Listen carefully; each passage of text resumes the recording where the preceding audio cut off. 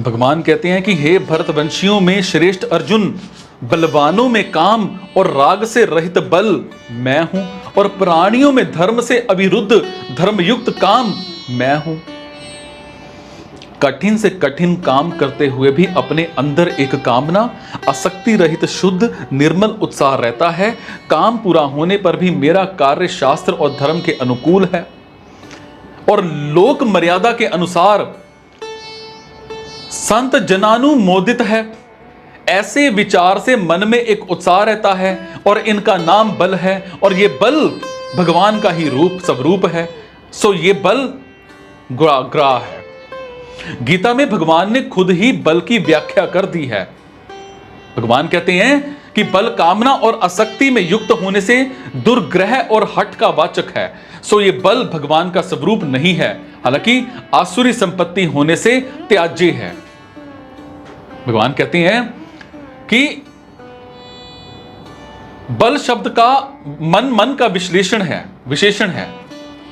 वो बल भी आसुरी संपत्ति का ही है, क्योंकि उसमें कामना और आसक्ति है, परंतु यहां जो बल आया है वो कामना और आसक्ति से रहित है। इसीलिए ये सात्विक का उत्साह का वाचक है और ग्राह है। हे भरतवंशियों में श्रेष्ठ अर्जुन, मनुष्यों में धर्म से अविरुद्ध अर्थात धर्मयुक्त काम मेरा स्वरूप है।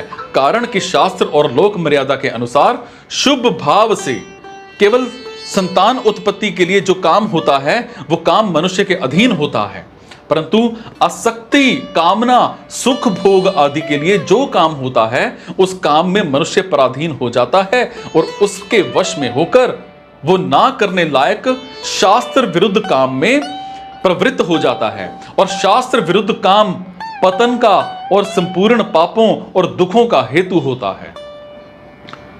कृत्रिम उपायों से संतति निरोध कराकर सिर्फ भोग बुद्धि से काम में प्रवृत्त होना महान नरकों का दरवाजा है। जो संतान की उत्पत्ति कर सके वो पुरुष कहलाता है, और जो पुरुष और स्त्री ऑपरेशन के द्वारा अपनी संतानोत्पत्ति कराने की योग्यता मतलब पुरुषत्व और स्त्रीत्व को नष्ट कर देते हैं, वो दोनों ही हिजड़े कहलाने योग्य हैं।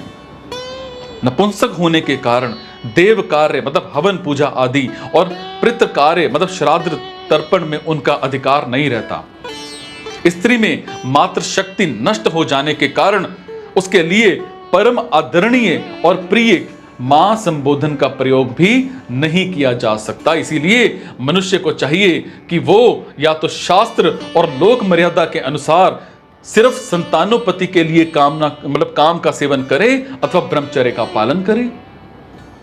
जंगम सृष्टि मात्र काम से पैदा होती है, और मनुष्य में जो काम धर्म से विरुद्ध नहीं है, मर्यादा के अनुसार है, वो काम भगवान का स्वरूप है। भगवान पहले कह चुके हैं और आगे भी कहेंगे, जैसे धर्मयुक्त काम भगवान का स्वरूप है ना, ऐसे ही धर्म विरुद्ध काम भी भगवान से अलग नहीं है। जो धर्म विरुद्ध काम का आचरण करते हैं उनको नरक रूप से भगवान मिलते हैं, क्योंकि नरक भी भगवान ही है।